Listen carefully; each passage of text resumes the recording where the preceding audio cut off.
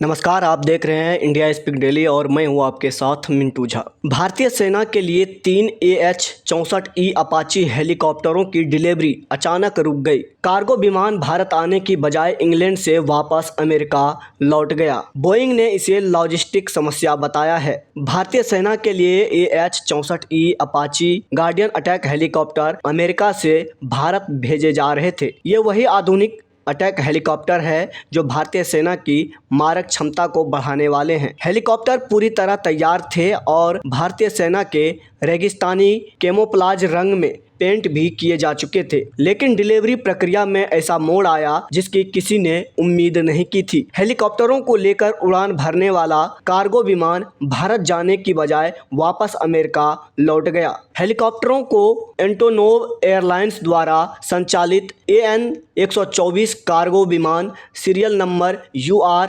82008 से ले जाया जा रहा था। यह विमान 30 अक्टूबर को जर्मनी के लिप्जिंग से मेसा गेटवे हवाई अड्डा, फिनिक्स मेसा हवाई अड्डा, एरिजोना पहुंचा। यह वही जगह है जहां बोइंग की फैसिलिटी लोकेशन स्थित है और अपाचे हेलीकॉप्टर इसी क्षेत्र में तैयार किए जाते हैं। यहां से हेलीकॉप्टर लोड किए गए। 1 नवंबर को AN-124 ने अमेरिका से उड़ान भरी और यूनाइटेड किंगडम्स के ईस्ट मिडलैंड्स हवाई अड्डा पहुंचा। प्लेन स्पॉटर किवा स्पॉटर ने इस मूवमेंट को ट्रैक किया। तस्वीरों में कम से कम एक अपाची की पहचान IA-7105 के रूप में हुई। ब्रिटेन में विमान लगातार 8 दिनों तक खड़ा रहा। उसके बाद 8 नवंबर को भारत आने की जगह फिर से मेसा गेटवे हवाई अड्डा, एरिजोना, अमेरिका लौट गया। वापस आने के बाद हेलीकॉप्टर उतार दिए गए और उनके रोटर ब्लेड भी हटा दिए गए। इस असामान्य वापसी की वजह को लेकर सवाल उठे। द वार जोन के अनुसार इन्होंने बोइंग से संपर्क किया। बोइंग के प्रवक्ता ने कहा कि हम बाहरी कारकों के कारण हुई लॉजिस्टिक समस्याओं को हल कर रहे हैं ताकि शेष विमान की डिलीवरी पूरी की जा सके। हम US सरकार और भारतीय सेना के साथ मिलकर काम कर रहे हैं। हालांकि बोइंग ने यह साफ नहीं किया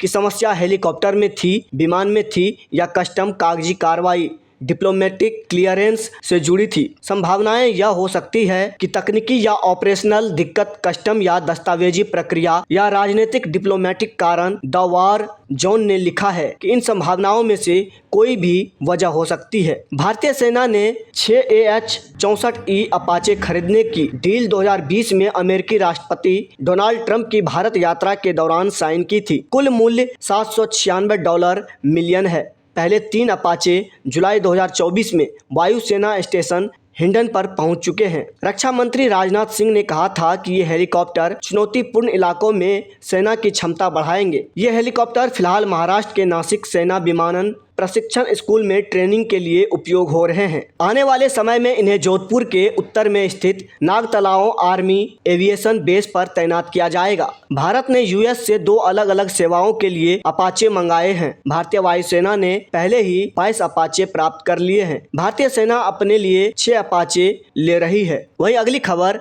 अमेरिका से ही जुड़ी है। अमेरिका ने ईरान के बैलिस्टिक मिसाइल कार्यक्रम से जुड़े नेटवर्क पर बड़ी कार्रवाई करते हुए भारत सहित 7 देशों की 32 कंपनियों और व्यक्तियों पर प्रतिबंध लगाए हैं। इन देशों में चीन, हांगकांग, संयुक्त अरब अमीरात, तुर्की, ईरान और अन्य शामिल है। अमेरिकी विदेश विभाग ने कहा कि ये संस्थान और व्यक्ति ईरान के मिसाइल और मानव रहित हवाई वाहन UAV निर्माण में सहयोग करने वाले अंतर्राष्ट्रीय आपूर्ति नेटवर्क का हिस्सा है। यह कदम ईरान की ओर से अपनी परमाणु प्रतिबद्धताओं के गंभीर उल्लंघन के जवाब में संयुक्त राष्ट्र के पुनः लगाए गए प्रतिबंधों को समर्थन देने के तहत उठाया गया है। प्रतिबंधित संस्थानों में भारत की फॉर्मलैंड प्राइवेट लिमिटेड भी शामिल है, जिस पर आरोप है कि उसने UAE स्थित एक फर्म के साथ मिलकर सोडियम क्लोरेट और सोडियम परक्लोरेट जैसी सामग्रियों की आपूर्ति में मदद की है। अमेरिकी उप वित्त मंत्री जॉन के हर्ले ने कहा कि ईरान वैश्विक वित्तीय प्रणाली का दुरुपयोग कर हथियार निर्माण के लिए जरूरी सामग्री और धन जुटा रहा है। उन्होंने कहा कि राष्ट्रपति ट्रंप के निर्देश पर हम ईरान पर अधिकतम दबाव बना रहे हैं ताकि उसका परमाणु खतरा समाप्त किया जा सके। इसके साथ ही मामले में अमेरिकी विदेश विभाग ने स्पष्ट किया कि वह तीसरे देशों में स्थित ऐसी संस्थानों पर कार्रवाई जारी रखेगा जो ईरान के मिसाइल या ड्रोन कार्यक्रमों को किसी भी रूप में सहयोग दे रही है। विभाग ने कहा कि यह कदम क्षेत्रीय और अंतर्राष्ट्रीय सुरक्षा बनाए रखने के लिए आवश्यक है। अभी के लिए फिलहाल इतना ही। तो इसी तरह की महत्वपूर्ण जानकारी के लिए बने रहिए इंडिया स्पीक डेली के साथ। धन्यवाद।